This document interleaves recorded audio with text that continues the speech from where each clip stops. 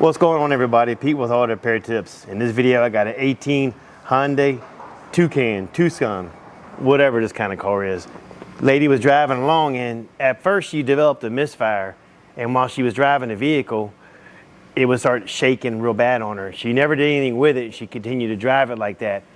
And what was happening was the number 2 coil was giving out, and by it doing that, it was loading that cylinder with fuel. So she was driving like that for a while, and time went on, and then she started losing power.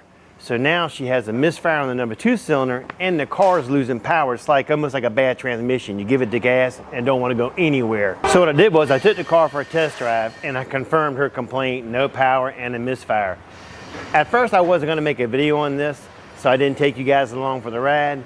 But I guess I should have, but I will take you along for the ride when it's completed.